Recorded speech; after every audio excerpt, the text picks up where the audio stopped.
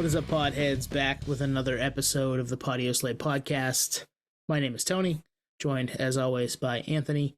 And yeah, how you doing, man? I know I haven't asked you how you're doing in a while, so now I'm checking in. How you doing? Like Elmo on Twitter. How you doing, man? I'm as good as I'm gonna be, and that's very positive. Like I'm in. Every night that we're doing this, I'm in. In nights like this, kind of reignite a spark. Like there's always a spark, whether it's you listen to an old album and you're like, all right, I want to chat with this band, or a new artist, and you're like, I love this sound. I want to know where they're drawing from, or a friend recommends an album. Yeah, I don't know. I'm kind of like struggling for words here. Like I love doing this shit, man.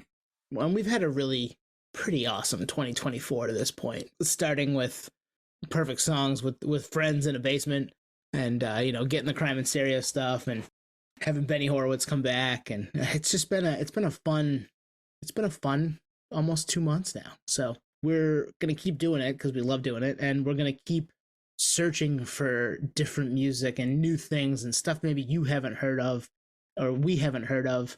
And shout out Shawn for pointing us in the direction of Superbloom. But to listen to new music like this and find bands that we hadn't heard of before, and then get to talk to them is always amazing. That's the thing about doing this is like we're online a lot, right? So we see a lot of new bands. We get pitched a lot. Like we don't necessarily talk about that on this podcast, but like we do get pitched a fair amount. Hey, here's this band's doing press. Hey, we're up and coming. We want to do stuff, and it's tough to kind of filter through it all. This is one that was a recommendation from Shawn, who was on our year-end episode, and he mentioned Superbloom. And we talk about it with Dave and Matteo. We slept on Superbloom for a long time. Yeah, most of 2023. Is it a long time? I mean, no. In the modern age, 8 months is a long time. That's true. That's a good point. Yeah.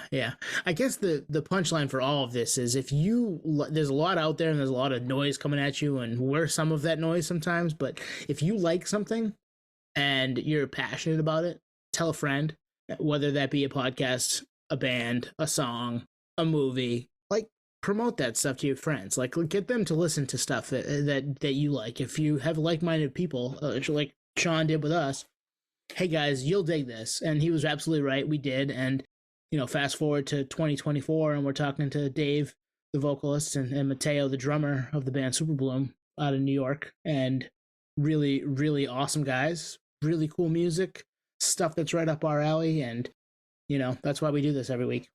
Word of mouth is the biggest currency. It is. And like even then, sometimes it's not enough because everyone has busy days, everyone's at work. Sometimes people hit you up. And in the case of Shawn, he hit me up last summer, and I think I was at work. I never saw it, or didn't act on it immediately, and then it goes into the ether. But he was persistent. He hit us up at the end of the year, and now we're at today. Well, in an era of like recommended if you like, or the Spotify algorithm, we're getting thrown so much. Like it's and we know it coming from the podcast side. It's nearly impossible to get in front of people's eyeballs, and then to convert. The conversion rate, you always hear about that with SEO, like the sell through or conversion, whatever. Is Nate here? Did I just hear Nate? Shout out Nate. Nate, where are you, man? But yeah, we fucking love Superbloom. We heard him. Love Life's a Blur. Went back, and that's a cool thing is when you discover a band not on the first release, there's other material you can dig into. So Pollen is great back in 2021, Life's a Blur 2023. Mateo's record from 16 years ago that hit Bandcamp from Where Waves Rest, right? I think is the record of the band. So you never know what you're gonna find when listening to us or listening to any sort of medium as far as music goes. So yeah, these guys are great. This conversation rules. Go check out Superbloom. Dave, Matteo, Superbloom, how you doing tonight? Going on, guys? Nice. How you guys doing? We're doing well. We're excited to talk to you guys because we've been listening to the hell out of Life's a Blur the last couple of days in prep to talk to you. So yeah, we're excited to chat, guys. Sick. And this is like us kind of discovering you is super organic. So we obviously have a ton of musicians come on, but we also have friends come on the podcast, and we pick a theme and just let it roll. Well, we did a year-end episode And our buddy Shawn Robbins, who's a photographer, he's actually going to be at the Boston show for you guys in a couple days. He's going to film you guys. Life's a Blur was one of his top albums, and this was what, 2 or 3 months ago, and we didn't just jump out and like listen to it. You know, typically when friends recommend shit, we're like, yeah, let's check it out. So we slept on it. Then we checked it out and we're like, all right, that's one we should have listened to. We should have taken that recommendation. Nice. I'm glad he made the recommendation. Is it because you don't usually trust his advice? Why did it take you so long? Well, he rattled off 15 albums, and I'm like, yeah. I only got time for like maybe one a day. Nice. Yeah, I tossed a list of records together that I didn't know from that episode, and you guys were one of the top ones, and I spun it the next day, and I'm like, all right, we got to talk to these guys. Like, let's find a way to let's listen to it. Let's reach out. Let's hit them up. Let's have a conversation. So, and then you guys obliged. Here we are. How did he find us? Do you know? It's a great question. It was like middle of last year, and when you put it out, right, June? Yeah, June. And he must have found it around then, because I think he originally mentioned it then, and then again at the year end. And yeah, shout out Shawn. He tried twice with us, and with you, not with me. I wasn't on that original text. But he I don't know how he found you. I'll have to ask him. But he was like, if you guys will dig them, knowing what we, who we talked to and what we've listened to and told him about in the past. So, and he was right. Good recommendation. We won't sleep on Shawn's Rex anymore. That's for sure. Shout out Shawn. I think he'll be at that show in Boston. So if you see a photographer, I think he's got a mustache these days. That's him. Cool. We'll say what's up. Yeah, hell yeah. Typically, we don't need to go back to first grade, but we definitely want to know what you guys are listening to growing up. What kind of like got you into wanting to do, play the instruments you play, be in a band? What were you growing up listening to? What was kind of the, the music that got you going in the scene? So me and Tim, the guitarist, we grew up together in Boston, or outside of Boston, and we actually kind of played in band together, like in high school, and actually college too, because we both went to school in Boston. But to answer your question, as far as the bands I grew up listening to, I grew up listening to kind of like 90s alternative stuff for the most part. Like my first CD was from like a hand-me-down from my brother's friend, or my friend's brother. It was Offspring Smash with my first CD. Wow. Good tone. Can you relate to that? Second CD I ever owned. Yep. Yeah. Nice. And like, but so kind of listening like Offspring and Nirvana and Green Day and shit like that. But then I think as far as like getting into music, like the real light went off was like Circus Survive's first album, and like I guess Mars Volta, when they were like more like writing songs, not like insane orchestra shit. Right. Yeah. So that's kind of where I came from, like musically, and it's kind of come full circle, I guess, with this band. For me, I've kind of been, I was shepherded through kind of, I had like he wasn't actually an older friend. He's actually 2 months younger than me, but he's always been massive. So I guess he always seemed older. And we played in a band together when we were kids. We were friends, and he was always into the most extreme music you can imagine a 12-year-old listening to. And kind of the usual, Nirvana, Transition, Nevermind experience. And then I kind of came in through the pop punk world, and then Deftones. I mean, I see the poster in the background, was obviously a huge band for me. And then I'm not ashamed to say that I remember going to a show with my dad, and it was a Blink-182 show. It was a festival.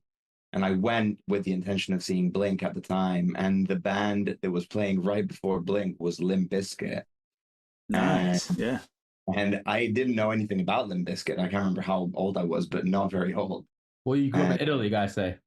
Yeah, I grew up in Italy. So, we used to, back in the day, we used to get sort of culture 6 years later. and so... Limp Bizkit is culture, right? Yeah. Right, just making sure. I'm in. Yeah. The height of culture. It sounds like WBC and River Rave or something, to keep it local, like Massachusetts. But yeah, Italy, man, that's awesome. And so, yeah, they came on, and funnily enough, Blink-182 got like booed off stage that night. People were throwing cups full of piss at them on stage, which is rude. But hilarious now thinking about it, all this time later. And then, yeah, rest is kind of progressed from there, but that was the entry point. So Dave, outside of Boston, so were you going to like Palladium stuff and Axis Avalon and House of Blue, later House of Blues and stuff like that? I went to one Axis show, and it was Mars Volta actually. And Nice. what was that? Avalon Ballroom. Which was the bigger one? Avalon. Maybe it was that. I don't remember. But I would go to Palladium here and there for like, kind of circa Thursday or kind of the more like heavier bands that go through there. But I was never really part of that scene exactly. Like I don't know. I just kind of followed my friends to go to those type of shows. But yeah, we definitely made the trip out to Palladium. We also went to what's the DC Center? DCU, yeah, yep. Yeah. Does that still exist? It is. It's still there. We were down there 2 summers ago, or a summer and a half ago, I guess, and it was still there, right backside of the Palladium. So we'd see like kind of like the next tier bands up there. Like our parents would drive us there, some shit. I think we saw a System there once, which was fucking crazy. Nice. I think we saw Tool there once, which was cool. But yeah.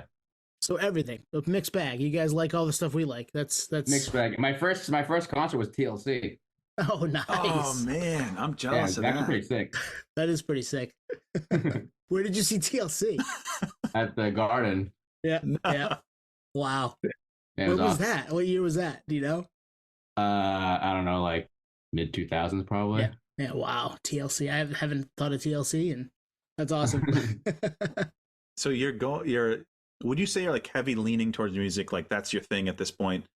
When we were growing up or now? Yeah, growing up. I mean, now I would assume, but like, growing I think, up, like like mall rock music you'd find at like Hot Topic and shit, right? Probably.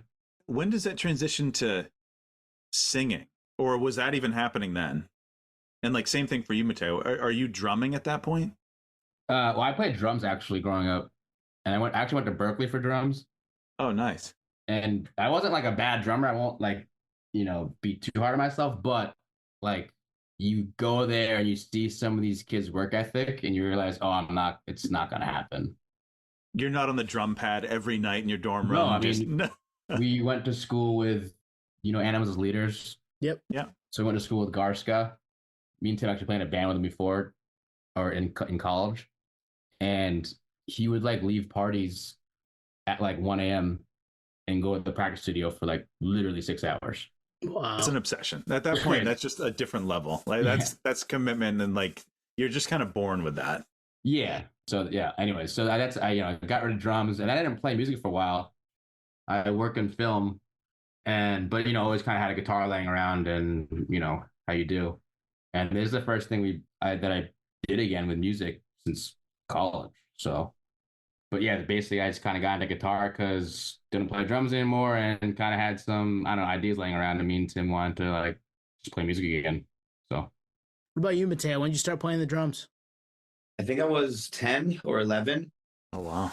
And it's funny because I kind of went from the instrument to the music in a way. I wanted to play the drums, and I knew that.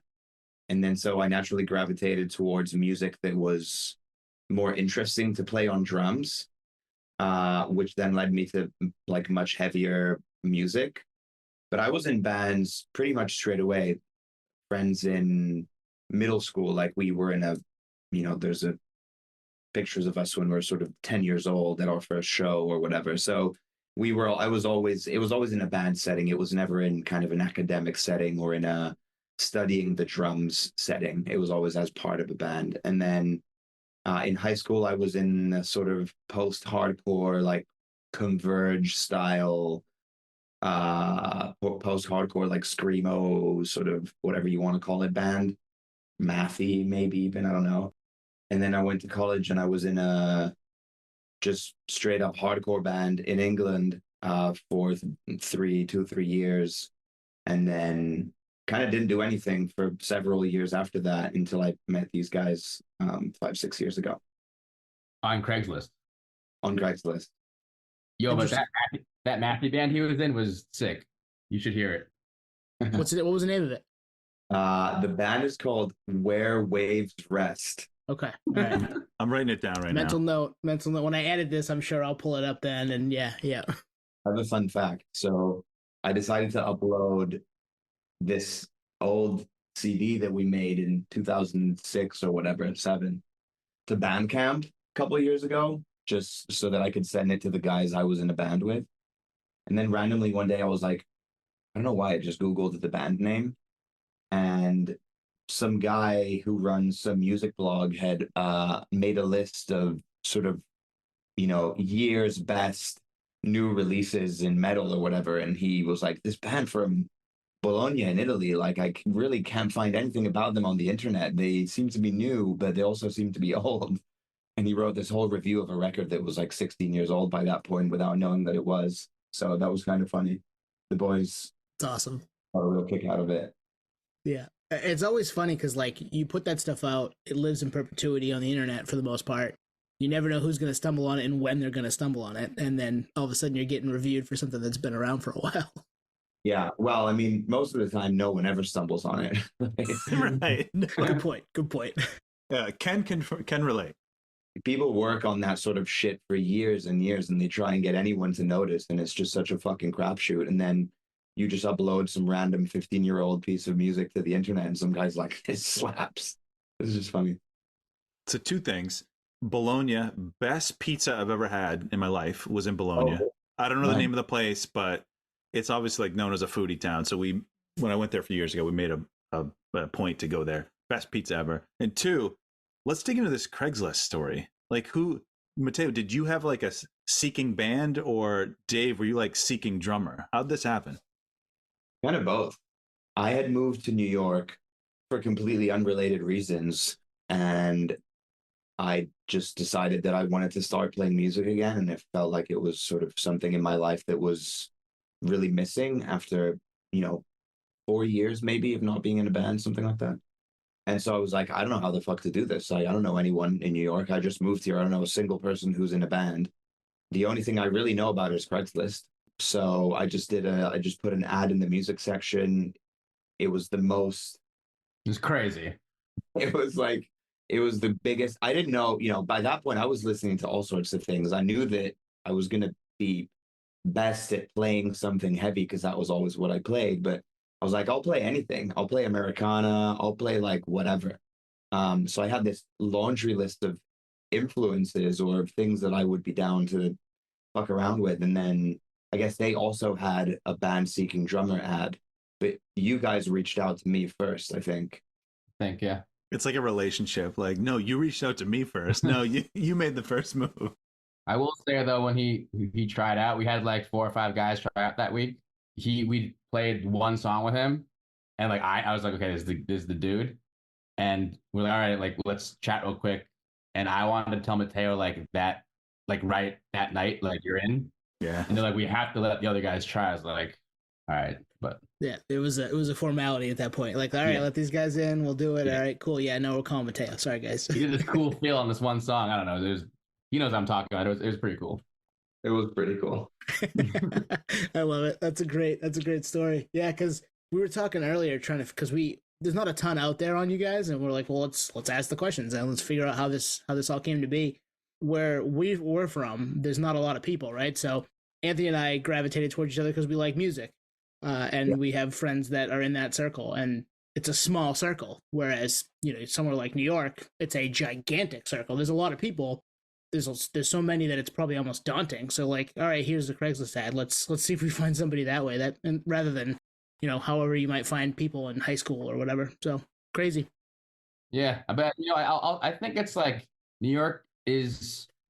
You're also kind of alone in your own little, like you're what 5 friends who like music. We have our 5 friends who like music, and then there's another 5 friends over here, like right there, like right next to each other. But we don't mingle. At least we don't, because I guess we're assholes. But I relate to that. I understand that. Because it's hard to find people out here to just to like play with, but also get along with, musically. Well, people think big city, everything's close. Everything in New York takes a half hour. I mean, you know what I mean? It's not like you can just walk across the street, especially with gear and everything.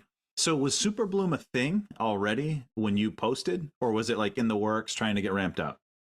No, me and Tim had like 4 shitty songs, and we just got Brian, who's the bassist, like literally a month before that or something like that. And then Matteo, what was that, like February or something? I don't know. Yeah, I think so. So it was all brand new. We had like 2 or 3 shitty demos that we'd send around to the bassists and drummers to like learn the songs and come in with. Like, as you know, Matteo had that awesome feel, so he's in. And then Brian is the only guy who showed up with a notepad with like fucking tabs. Amazing. Yes. So you're in. That's kind of what it was. So what did the post say? Like, Oh, I don't know. Band with XYZ influences seeking Probably. Italian drummer. No. Yeah. And even those influences would certainly not be accurate if we did it right now, you know? Yeah. Yeah. But I'm sure that's what it said. I don't know.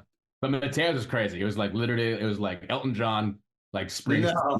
Like no, not Elton John. Who's the piano guy? Billy Joel. It was Billy Joel. Billy It was. Oh, hey, Yes, no. it was, dude. It was Springsteen and Billy Joel, and then like crazy heavy metal bands. It was like, what the fuck? It was not Billy Joel. I'm pretty sure it was. It wasn't Billy.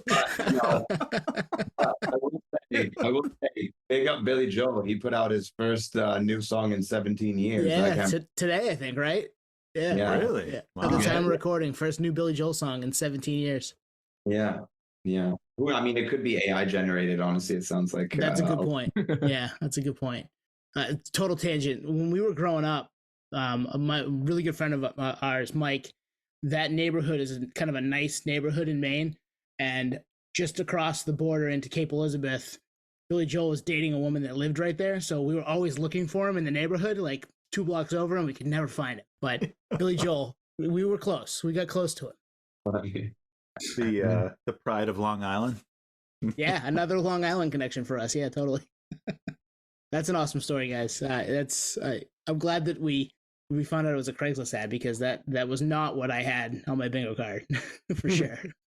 So you didn't let him know that night because your band talked you out of it, Dave. So you let him know. Correct. At that point, is it like, hey, we want to be a full-time thing, or is this a part-time thing? Or is there talks of making music, or is it just play a couple gigs? Matteo, you know that how we kind of had it laid out.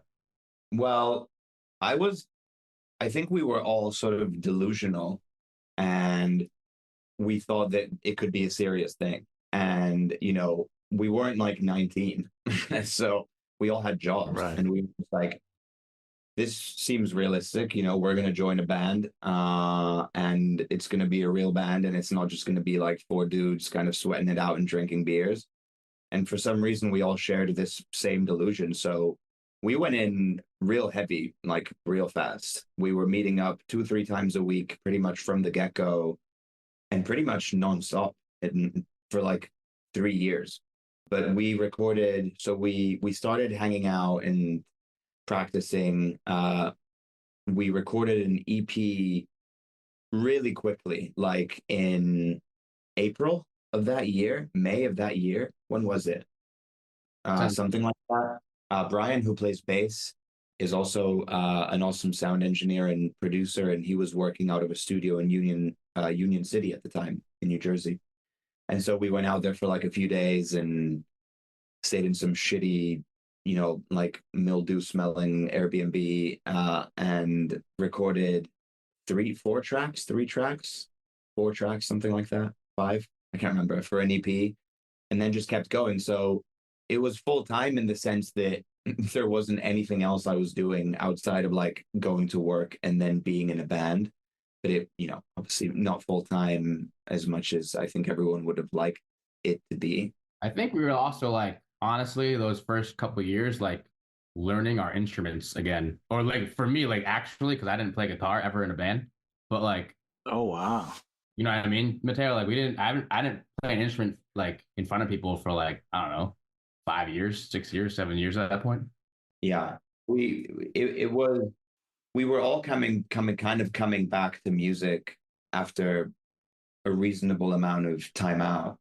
So there was for sure that element. I mean, there exists a recording of our first ever show somewhere, but for the sake of mankind, it's probably better if it like 12 years from now, it'll make it onto some digital. Oh, it's so bad though. Visual It's so bad. Bandcamp. The only person in the crowd was Matteo's girlfriend at the time. Yeah, but you got to start there, right? I mean, people don't know. They don't know what they're in for yet. Oh man. I was actually thinking, I feel like the hardest instrument to find someone in a band is drum. Everyone fucking plays bass. Like I play bass and I don't even know what I'm doing. Guitar is a dime a dozen. Vocalist is tough, and I feel like drummer's tough. So you guys kind of have like 1.5 drummers in the band. So Dave, are you critiquing Matteo having the Berkeley background? You're like, Nah. I mean, I don't know. But it's a song because like me and him will usually be the first two to attack a song as that usually goes. So yeah, I'll have my ideas, but I'll tell you what, it's helpful to have the person who's writing the songs know what it means to play drums, because what usually happens is you have someone come in and be like, I wrote this song and the drums should go like this. And it's either just not like physically feasible to play a drum part like that, or they're incapable of explaining it to you. And so it's been right.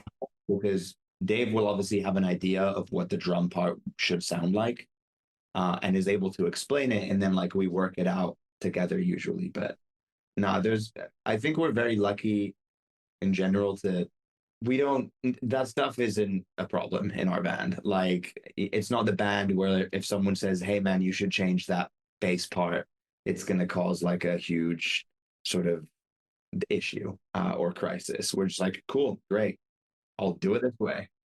So, and same goes, I think, for the drums. So you guys are forming, what year is this? Is this post-pandemic, pre-pandemic? 2018. Okay. Yeah. So you've been around for, so almost 6 years. Yeah, 6 years now. Wow. So you're getting together, you're starting to, throw some ideas together, putting some songs together. Do you have an idea of what you want it to sound like, or are you just feeling things out at first? Like we knew we wanted to be kind of like, I don't know, 90s-y sounding, but like, no, we didn't have like a set genre. I don't know if you heard our like first record or first CD, but Pollen, Yep. Listen like to it today. That to Life's a Blur is pretty different, I would say. I mean, I would in my agree. opinion. Yeah. So I mean, right there's like what, like only a year and change difference, and things change pretty quickly. But that's because you know how it goes. Like that first one, we took like 2.5 years writing it because you're not answering to anyone or anything really. So in that time, even those songs kind of changed, and you should have heard the ones that didn't make it. It's fucking dog shit. But yeah, we didn't set out to do anything, I would say, and even now we don't. Like this new stuff's pretty different too, I'd say, that we've been working on. Nice. What I gathered, especially listening to Pollen and then listening to Life's a Blur, but finding you first with Life's a Blur, like, okay, yeah, I can see there's a progression here to this, and then you put the Velvet Hippo, the song out, and then the demos. You can see there's even a progression from the demos to the Life's a Blur version of songs. Like, yeah, no, that's cool. I think the only people to listen to those demos.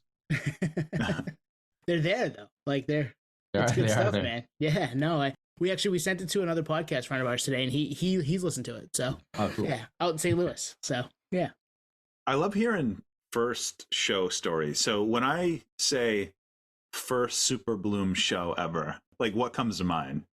Excitement, disappointment, someone's girlfriend in the crowd. That's it. Like what?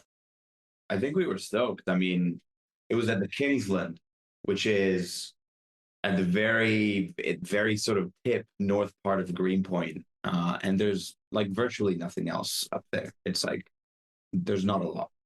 No disservice to Greenpoint, but there's not a lot once you get up to the Kingsland. And it was maybe a Thursday night, could have been a Tuesday, like just pretty random. And we were still pretty green. I mean, we'd hung out a lot, but we'd never, I don't know. I think it was maybe one of the first times that we got like drunk together. Oh, I love it. Because we played me and Tim for sure. The first time had somewhere to be, but we hung out and we had a bunch of tequila shots, and I think we really enjoyed it. I think we probably thought it sounded pretty good until we heard the recording. You can't fake that excitement. Like the first show, you can't. And honestly, you might never recreate it. Just speaking from the podcast, I remember the first interview we got. That's a high that you're kind of chasing as long as you go. Yeah. Yeah, it was. I think we were all kind of excited and a little bit in disbelief of like it felt super familiar, but also really foreign. Kind of carrying your little snare drum onto the stage and like screwing your cymbals on and carrying your amp. I'm like, man, it's been a minute, but it feels good, but it feels strange. So all of those feelings together. But the first like dozen shows felt like that to be honest. Well, that's Yeah. good then. That's good. Yeah. Did you guys just gig around New York? At first, yes, for like I guess I mean I don't remember when the pandemic was anymore, but I think only thing we did through that was just New York, right? And then after that, our Pollen came out, and like just kind of luckily that opened up some cool doors for us, and so we got to do a bunch of around the U.S. First thing we did was we played the fest in 2020. In Gainesville, right? Down in Gainesville? Yeah. Oh yeah, and we gigged all the way down, right? That was the first thing. That was the first excuse to play out of town, and so we booked the 4 or 5 shows on the way down to Gainesville, and that was fun. And then the year after that, we got to play 3 pretty large like rock festivals. Welcome to Rockville and Louder Than Life and sort of those festivals, and that was obviously the sickest thing ever. And those are huge too. It was, but it was beyond. Like we didn't even know what to like. They were so big that it made no sense. We were there. Like we showed up. I'm getting ahead of myself. We showed up.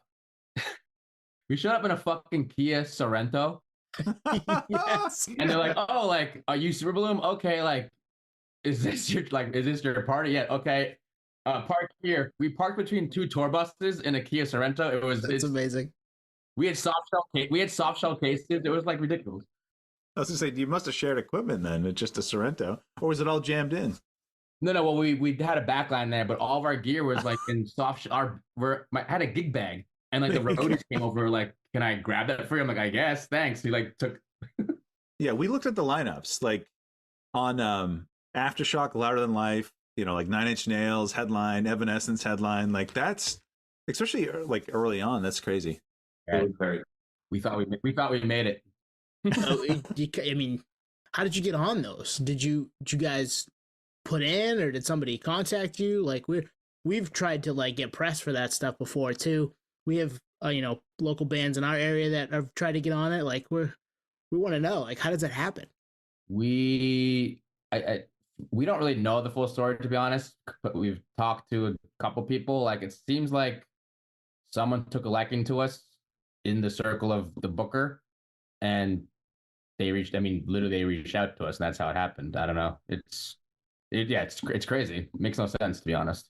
No, give yourself a little credit, man. It makes some sense. People like the music. It was awesome. It was awesome. And I feel like because it was quite unexpected, and I think usually when you get to play a stage that big, you've played 300 stages slightly smaller than that. And once you get to the bigger one, it's like you don't notice yourself getting taller. You don't notice yourself getting older. It's kind of that same vibe. But for us, it's like you were a child and then you woke up the next day and you were 95 years old. How did we get here? Yeah. So we're like literally wide-eyed like a baby seeing the world for the first time, like in the on the back of a golf cart being driven around the festival, just feeling really psyched. And we made the most of it. Like we were walking around checking out all the other bands. So I'm kind of happy that it happened when it did, because it's fun to be excited. Like you don't want to be an old sort of grouchy, desensitized guy who's like, I've seen it all before, this doesn't excite me. So it was awesome. Man, ain't that the truth? Yeah, like it's like that carrot that's kind of dangled early. It's like, okay, well, this is awesome. I mean, we kind of maybe skipped a few steps, but this is maybe what's in our future. You mentioned Pollen. That was summer 2021, self-released. Was that like a ethos from the jump, or did you guys try to shop it? I'm always curious how these happen. Like minimal shopping. I mean, honestly, like that was like the pinnacle at the time. Like it was like our idea, what was it, 2 or 3 years at that point? Like, let's put out a record. and have it be pressed into vinyl. Like that was mind blowing, and we did it. So minimal shopping, that wasn't like ever the goal. We actually like got semi far with a couple spots to like put it out, but we realized like, you know, we all have jobs, we can afford, you know, a few grand to put it out ourselves. Let's just do it. So yeah, there's no like ethos to be like DIY or anything, and there still isn't, you know, but it's cool that we are, because we kind of don't have to answer to anything. No $5 caps at your gigs to get in. Keep it at $5. $5 for the kids. You know, what really came down to Pollen was like the Spotify gods, you know, did us right. Sad but true. That's it. Isn't it amazing? Like we've had spurts of that where it's like you see a spike and it's like we didn't do anything different. Mm-hmm. Like the content's the same, the effort was the same, but something happened. Yeah. It's amazing. It's like catching a fish. It's like you never know what it's gonna happen. True. Cast a million lines and one of them someone's gonna nibble, and all of a sudden they tell 10 friends and okay, cool. All right, this is fun. I like this. Yeah, that's how that festival doors opened. Yeah. But yeah. But to answer your question, also to add to the answer on the pitching the record, we didn't know that anyone was listening. Like we put out this EP. No one was, dude. No, it did. But no. Yeah, we were right at that point. No, but like it did what every EP by an unknown band does. Like your friends listen to it, and your mom listens to it if she wants to, and you know, and then out of the blue, it wasn't even in the release towards sort of releasing Pollen, but an older song that we'd released as like a random standalone single ended up on a Spotify playlist of some size, you know, like an editorial playlist. And I think that, I feel like such a douchebag saying this, but I guess that gets you in the algo. I don't know. If that's... Yep. No, that's reality. That's you ride that wave. Like we didn't have an agent or a manager at the time. We were just like, what's going on? Like who decided to do this? Like thanks, but who decided to do this? And so then as we started releasing Pollen, I guess that there was already an ear to the ground on that side, and then it got picked up more and more. So we got super lucky, honestly, is the truth. Yeah. I remember when we had like 1,000 monthly listeners, it like blew our mind. Yeah, I have the screenshot of it in my phone. I was taking screenshots like every 500. Oh yeah. Can relate. And you know what? I saw someone online say this, and this really hit me. Picture that many people in the same room together. And you're whoa. Yeah. You know that's what I mean? A good point. Yeah. Yeah. I was like, I've never met 500 people in my life. Right. I have a notebook behind me in this amalgam of books and notebooks, and one of them is from the start of the podcast. And every time we hit another 100 listeners, I would like see how long it took us. And I kept writing it down. And I was like, oh my God, 100 people listen to the podcast. Awesome. Oh, wow. We're at 500 now. Like, it blows your mind at first, especially you're like, people are paying attention. How is anybody finding this? This is awesome. That's so cool. So you self-released Pollen in 21. What you put out Life's a Blur this past year, 2023, around the same time in June. What did you like from putting Pollen out that you did the same this time? And what did you do differently that you were like, let's do that? I like that, but let's do it this way instead. Well, we pressed it ourselves again. Oh no, actually no, that's not even true. We hooked up with a German label. Nice. For both releases. Shout out 30-something Records. But the difference between the two was we worked with someone to try to get a little PR, and that's a crapshoot in and of itself, I feel like. Totally. Even if you're bigger, doesn't matter, right? That was one thing we tried to do differently. I don't think it moved the needle, to be honest. But that was, you know, our new like little project with this one to like make more noise, if you will. Did it happen? I don't know. I think just the Spotify gods once again showered their grace on us. They blessed you. Superbloom. Superbloom. So yeah, not much of a story there, unfortunately. But I will say that people like color variants. They don't want to buy black records. So that's one thing we learned. It's amazing. They'll pay more for it. It's crazy. It's so true. I bought two today. I got a bunch here. I bought two today, and it was one that I was older but repressed, and I'm like, I wonder if this is color, and sure enough, it was. but I like didn't think about it when I was buying it because I've been buying them for so long that I'm like, yeah, if it is, it is. If it isn't, whatever. It's one that I want. But when I'm buying ones that are pre-order, I'm like, I got to get something that's not black. Like I need to buy something with color in it because who knows how many of these are going to get made. It's totally a play. Like I know they're playing me. I get it. But no, the color sold out like immediately, and now oh well, wish we knew. Well, one thing that we did like was the ability to finish making the record and then put it out pretty quickly. And, as an independent band, you get to do that. And I think there's also another strategy, which is you make a record that you're really happy with, and then you sit on it and you shop it and you sit on it and you shop it and you don't put it out until someone puts it out for you. And we have friends in the scene, other bands who've followed that strategy at times and it's worked out. Obviously, we have others where it hasn't worked out. And I think with Pollen, it was just like that was the North Star. It was like we want to make a full length record and we want to put it out, and we don't care who puts it out. We want to make vinyl. We want this guy to mix it. We want this guy to master it, and that's what we want to do. And we did that, and we were like, okay, awesome. People want to listen to this. Let's do another one. And the next one was, I guess it's an EP. It's been a little bit controversial if it's an EP, but it's an EP. Love it. And again, we just finished it, and we didn't want to sit. We didn't want to have to, be here today with unreleased songs, just sitting on this thing that we made, waiting for someone to tell us that it was okay to put it out. So I think that was something that we enjoyed about the first one that we wanted to do again with the second one. And we've scratched that itch now, I think, and we're a little bit more patient. And we're working on demos and taking our time and like sitting on stuff now. So we kind of did what we wanted to do. Well, one thing that stayed the same between releases is the album art. Who's the mind genius behind that? Because I love it. Because I was putting myself back into like early 2000s, going to the record store.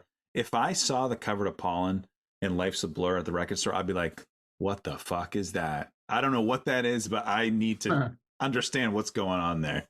So there's a theme there, clearly. Yeah, it's Patrick Turk, our boy from Texas. Yeah, he's like a psychedelic artist that we just kind of fell in love with the stuff we saw on his Instagram, and we reached out to him, and he was super about it. Nice. So every time we release even a single, we'll ask for, hey, you have anything laying around that's kind of like on the cheap we could buy from you to use, and he always does. He always hooks it up. The first time we met Patrick was at South by Southwest, and he showed up in full watermelon garments. I don't know how to explain it. Amazing. Completely like the least surprising thing, I think. That and that's just like what we expected, honestly. Yeah. No, he's really insanely cool. His primary medium is collage, obviously, and he does a bunch of other stuff too. I sculpture collage too, like 3D collage is really cool. Yeah. And we actually have the physical pieces that the records were made from. That's cool. In the studio, which is really neat. And they're much smaller than you'd think. It's kind of funny. Yeah. Like the Mona Lisa. You know what I love about it? Which among a million things, but there's no band name. It's just, this is it. This is the art. And it draws you in. I like Tone, if I was at Bull Moose in 1999 and saw this, I'd buy it. Oh, totally. Yeah, I'd do this. I'd be like, what is this? You pick it up, you look at the back, who made it? Where are they from? Like, I want to open this, so I gotta go and buy it. Like, let's go. Yeah. I mean, that was definitely a conscious decision to like let the art speak for itself. It's like, cause it's so dope. I mean, it's like crazy what you're looking at. So the first one we picked from his, I guess gallery for Pollen. The second one he actually made for us, which was cool. That's very cool. Yeah, and he sent the first like rendition of that when we were all together at Fest, I think. And I think our set was over. We were drinking. We got the the PDF, whatever, and I was like, oh my god, like fuck yes. Does he listen to the music and then come up with something for it, or does he just say I've got something? I have sent him like the demos, or sorry, the mixes in process, just because he's cool. I don't know if he actually does that, but he seems to be a fan. I hope so. Yeah, I'm always interested in how, like, how, why, what, like, what. That's why we do this, right? We want to know more about it. Like, we love listening to the music, love looking at the cover art, love figuring out what went into making this. Like, I do that with everything. So yeah, that's pretty badass. Are you gonna keep with it? You gonna keep using them? Don't plan on not using them. We did it for Velvet. Although we put words on that one just because, I don't know, switch it up. Yeah, but no plans right now for any releases. Let's talk a little more about Life's a Blur, because we slept on it a little bit. And I say we slept on it. It's been out for 8 months. Like, we didn't sleep on it that hard. But I love that we do this, because I'm listening to the intro, like the very start of Falling Up, and I'm like, that drummer's going fucking nuts. And to hear the story, I'm like, that makes sense. Like, who had the idea of just Matteo cooking on the drums at the start of Falling Up? You mean the sample or the actual song drops? When the song drops? Right when the song drops. Yeah. So I don't know if Tim's first demo had those type of drums on it, Matteo, but Tim had like almost a full demo of the song with, like, shitty MIDI drums that he brought to the table. So, Matteo? It was definitely my idea. There you go. I love it. There we go. Yeah, I was like, that. It's not out of character, but it's like whoever came up with that comes from, like, that's part of their pedigree. And to hear this, I'm like, yeah, this makes sense.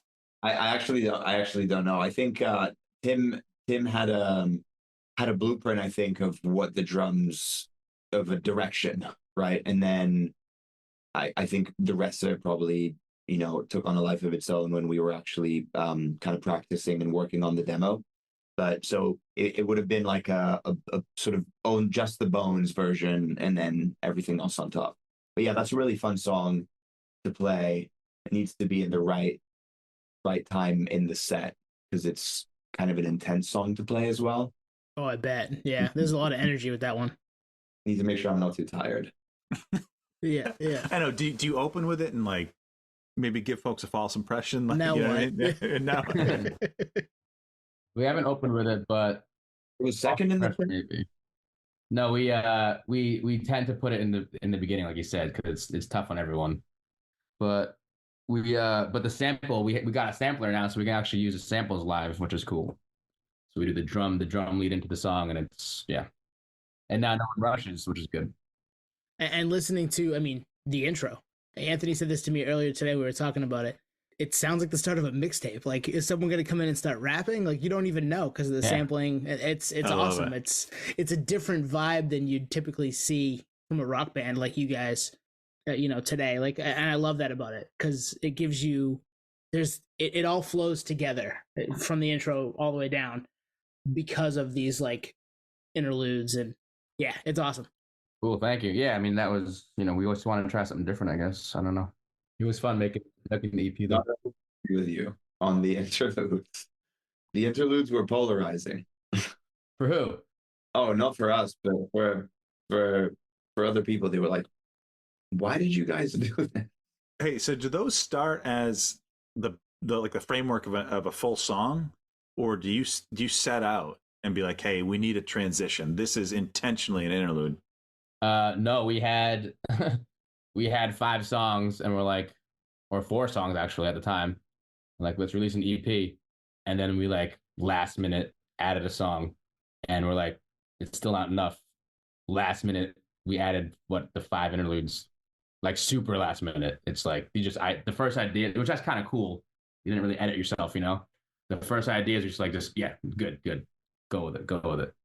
So yeah, and I've always liked those kind of concept-y things that don't stop, especially if it's going to be on vinyl, just kind of plays right through. So it definitely has that vibe. I mean, you start it and everything feels connected for me. And if it's polarizing for people, hey, it's not super long. Like, it's 23 minutes, right? Yeah, right. Like, you can call it an EP if you're polarized about it. If you're upset about it, call it an EP. If you like the fact that it's 11 tracks, call it an LP. I don't care. Like, just enjoy the fucking music, That's right. That's right. We call it an EP, just so we're clear. Set the record straight. On the record. The record's an EP. Here it is. That's it. You've heard it. You heard it here first, or like it's last. One thing I love about you guys is, I don't know, for lack of better words, the optics of the band name, the visuals, obviously the sound, but like the first two have to hit for people to even listen to the band. So is that something you guys are conscious about? I would think so. Just the fact that you self-released everything, so there's like at least an intention of kind of having control of it. Do you mean the image of like the art? Everything, band name, art, like you got a vibe, and I love it. I guess that's the punchline. Well, I can say this: when we thought of the band name, like we're like, how about Superbloom? Brian lost his fucking mind, so we knew it was kind of a cool name. In a good way or a bad way? In a good way. Yeah. Like he was like, if we're not this band name, I'm quitting. So the band name, we've always liked that. I think like vibe wise, I don't even know. Like Matteo, do we have a vibe? I don't think we have a vibe. We're like just four dudes. I think Dave's being modest. I think there's a lot of thought that goes into not the image of the band as in like you wear a white t-shirt, like you wear Right. different pants, as in the aesthetic of the releases for sure. Yeah, all day. And like the videos and even the singles that we were putting out before kind of Patrick got involved, and we were using his art for the records. So I think, and not because there was an agenda, but just because I think we care. And I think Dave is also very sort of visually oriented, and so there was a lot of attention to the detail of it.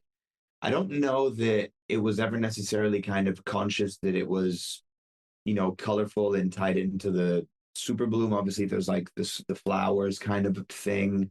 There's a bit of a kind of motif with the flowers. I don't know if it was that deep, but yeah, none of it was random. Certainly, as far as the imagery and the whatever the kind of style was of the the record and the covers and that type of stuff.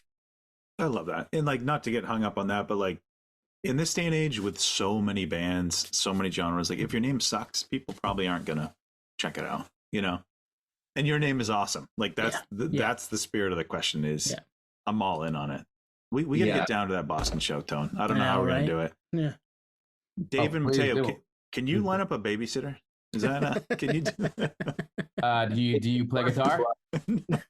No. He could pretend. I'm sure he'd be good at that. Yeah. I can't sing, so no. Me either. Man, we'll take on the list. Would be awesome. Would be awesome to see you guys there. Bring the baby. There you go. Baby. Oh God. All ages. Buy him some headphones. Yeah. I've seen babies at shows with like the kind of isolating headphones. Anthony, I think we gotta go. One day they'll be on a podcast. They get asked who's their first band they saw. Actually, they haven't seen a band. You're right. This is it. Yeah, we're taking the kids. Let's go. There you go. We can swear less. We swear way less on stage. Nice. Yeah. So this is gonna come out probably after, but you're going out with Soft Cult for a couple of days, right? Mm-hmm.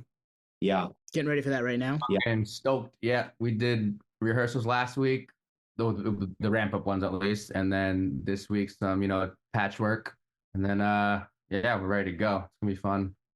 Yeah. Never played Boston before, so yeah, that'll be cool. I'm excited for you guys because just we're excited, and Shawn, our buddy who is gonna shoot the show, will be down there for sure. And I'm hoping that I can find somebody to cover it for work, and I'll be there with him unless it's snowing sideways because it's a 2-hour drive. But yeah, that'll be a lot of fun. Yeah, we're excited. The Soft Cult are cool. Like they just put out a new single. It's awesome. If you guys haven't checked it out, it's we're into the music and they've been super nice so far. And their people are incredibly organized, which helps. So no, we're really excited about it. Kind of wish that it was the full tour, like they're doing 2 weeks going all the way down to Florida and then back up. I think that ends in Buffalo. Oh wow. I think they go down and then all the way back up. So that would have been awesome, but pretty excited. We've played some of these. We played DC before, but a very, very different venue. like on the floor in a pub, pretty much. So it'll be cool. Nervous? Excited. Excited, yeah. We haven't played a show for a while, Yeah. so looking forward to it. I haven't played New York for like, I don't know, 6 months. It's like crazy. Yeah. It's a lot less pressure if you're opening. Like I haven't thought once about like I wonder how many tickets have been sold. Yeah. And you can just kind of go along for the ride and enjoy the fun part, and then get to see a cool band kind of do their shit, and they have a good following. So that'll be fun. It's like being a backup QB, best job ever. Hell yeah. Until you get tapped in, you're like, what the fuck do I do? Don't throw an interception, right? Yeah. Hand the ball off. Stay between the lines. Yeah. No, that's awesome, guys. So I asked this because we've chatted with a million bands, and some of them say, when we ask, are you writing? They're like, we're always writing. And then others are like, well, when we're on tour, that's it. We don't write. You know what I mean? So are you guys looking to do both, like writing, playing shows? In general, yes. Yeah. And to answer your question, we are always writing, but sometimes it takes freaking 3 months to write one song. Sometimes we bang out 3 in a week, but we're always writing. The way we write is kind of demos online, as a lot of bands probably do now. Back and forth. Me and Matteo hit the studio with Brian. He runs a studio in Brooklyn, so we'll have like these kind of more polished demos, if you will, just me and Matteo playing the parts. So that's a really nice tool to have. But no, we're always writing. Are you always thinking of like lyrical themes? Because like take Tony and I, there's not an hour of the day that goes by that I'm not thinking about like we should deep dive that album, or like, holy shit, I forgot this album exists. I need to talk to that drummer. Like it's an obsession. And there's a reason we're talking to you guys. Like, you know what I mean? Like we can tell you guys love this stuff. Are you always thinking about it? A little bit. I mean, things will cross my mind. I finally, the last like year or so, have like utilized my phone. If I have an idea, write it down, because you're going to fucking forget it. I forget everything. And that's been really helpful. Honestly, dude, sometimes I'll go like on a Wikipedia deep dive, as people do.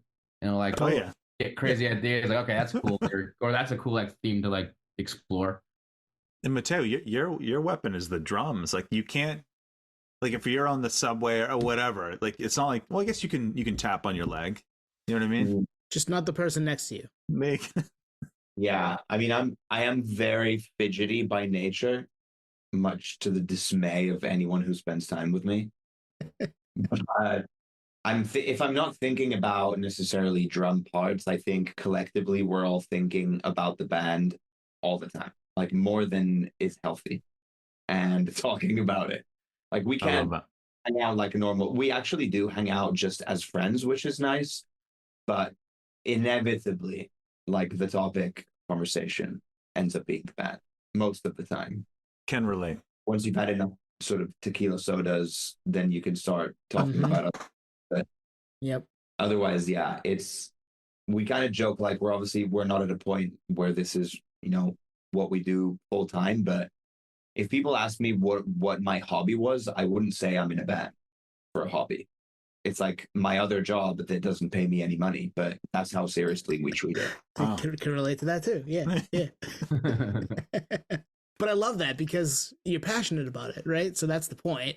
Is you're not doing this because, oh yeah, I'm bored, I'm gonna go play drums and maybe we'll make a song, whatever. No, you want it to be a certain way and you want it to sound good, and there's care put into it. So yeah, I gather that from the hour talking to you guys. I don't know what we do with that, to be honest. Like, how would you fill your day if you didn't have this outlet? But yeah, we should do it full time. Oh my god, it'd be the best. It would be the best. I need to find some friends. I would need to find some new friends for sure. Yeah. It's such an interesting landscape to make it full time. Like, one, what does that even mean? Two, like, I think that just translates to touring more, really. I think you're right. Which, I think we want to ramp that up as we've been around for, like you said, I guess that is 6 years, but really only the last 3 right have been like anything we take it seriously. I think it's a lot. I mean, it's a lot of bands, but our plan is, this year we're gonna have hopefully 2 or 3 longer tours, and then maybe next year we'll have 3 or 4 and go from there.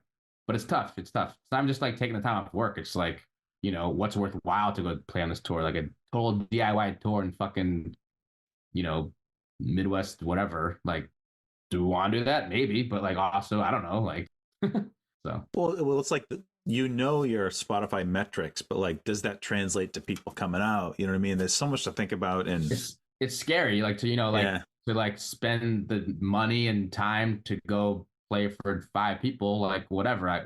Do we love doing that? Yes, but like if we're being honest, like that would suck. Yeah. So like, it is what it is. It's like the necessary. You have to do it, and you have fun doing it because that's your choice. No one's forcing you to do it, but it doesn't make it easier. I think the question of like, to your point of like, what does it even mean to do it full time? I mean, it kind of depends on like, what's your pain threshold? Like, I love that. Yeah, it's true. For just suffering, because realistically, the bands that are 4 people in a band making an actual living out of doing this, I mean, and we're idiots and we live in New York City, so like there are no bands in New York City that become successful and stay in New York City. They move here when they're already rich, or like they leave. And I think that's what it comes down to, right? It's like, when you're 19 years old, who cares? Like, should spend 4 months out of your year in the van. Like, what else have you got to do? But so, yeah, like, hats off to the people that are doing it full time, that aren't filling up, even 500 cap venues, because those are serious. That's a serious graft. Like, yeah, that's an unforgiving fucking graft. And it's fun, and getting on stage every night is awesome. But that's hard work. But the metrics one is interesting because the States are so big that you can have, I think, 100,000 monthly listeners, and they're all in the US, and they could be like, you could have 5,000 sort of person pools, or you could have, 1,000 100-person pools, or however, so it doesn't mean shit. In Europe, when we went there for the first time last summer, it just translates to numbers, and you see it, because you can be living in Belgium and there's a show in the Netherlands, and you're going to drive 3 hours and be there. Yeah, totally scarce. It's a scarcity thing. Yeah, totally. And everyone's just more concentrated. The distances are way shorter to cover. So, and they still like rock and roll out there. Yeah, that's a good point. Well, they at least promote it out there a little better than we do. I mean, we do it, but we're nobody. We need more people like us out there promoting it. So sure. Well, hey, I'll leave you with this, and I don't say this after every interview. I love the Superbloom camp more after chatting with you guys. Like I was all in, but after chatting with you guys, after every you say that every time. Bullshit. Interview that you guys have released, and I'm going to check if you said there you go. Fact check that. Yeah, fact check. They're good ones too, though. That's why. Fact check it. No, I'm in, guys, and this will be in the past when this comes out. But trust me, if there's a will, there's a way to get to that show on the 8th. If it's I'm looking at now, Rockwood Music Hall in Boston, Mass, February 8th. Yeah, we got to go. Yeah. There's a train leaving from Portland area. It's just a matter of if I have a ticket or not. So right. Depending on what direction you live in from Boston, you can get in the van after the show. We'll drop you off. The other way, unfortunately, probably. Yeah, you're heading to the Mercury Lounge in New York. No one ever comes north, especially this time of year. Do bands play in Maine? Yeah, we do. We have a decent, and summer is better. Once it hits April, May, June, we start to see more of it. But we get some stuff. We have some smaller venues. We lost a venue that was like 500 cap in the middle of the pandemic, which perfect size. I used to see a lot more stuff come through there because of it, and we lost that, and we're still feeling that, obviously 4 years out, which is a big bummer. But yeah, we do get stuff. We just don't get as much as Anthony and I would like. There's a venue in Portland. It's like 250 cap. 250, 300 cap. That would be perfect for you guys. Like that would be. It's called the Cavern. It's in Portland. You guys, it's perfect for you guys. So, just saying, if you ever want to go north of Boston, There's a little 4.5 hour drive. There's a few spots. Like there's Portsmouth, there's Portland. I wouldn't go north of Portland though. Stay in Portland. Okay. Noted. We'll bring you guys around. We'll show you where to eat. Oh man, that's like maybe the best part of touring. So, well, guys, this was fun. I'm glad our buddy Shawn, who hopefully you guys meet in a few days, he'll be snapping you guys. I'm glad he recommended it. Thank you, Shawn. I'm glad he was persistent too, because like Tony, how many bands are put in front of us a day? A lot, like more than they used to be, for sure. Yeah. So it's like we can't listen to everything, but like we said, the name, the aesthetic, the sound, and the way he described it, I'm like, all right, well that hits a sweet spot. So we appreciate you guys coming on tonight. Thanks for having us. It's been it's been fun. Yeah, thanks guys, and we'll hopefully we'll run into you down the line. Yeah, you guys are killing it, by the way. Thank you. Awesome. Thank you for listening to Podioslave. We are at Podioslave on Twitter, Instagram, TikTok, all of the places that you can find us on social media. Facebook, Podioslave Podcast. YouTube, Podioslave Podcast there. Email us at podioslavepodcast@gmail.com. And hey, if you want to become a supporter, click on the link at the bottom of the episode and give us $1, give us $5. It keeps the lights on, keeps us going. We really appreciate that stuff. Thank you.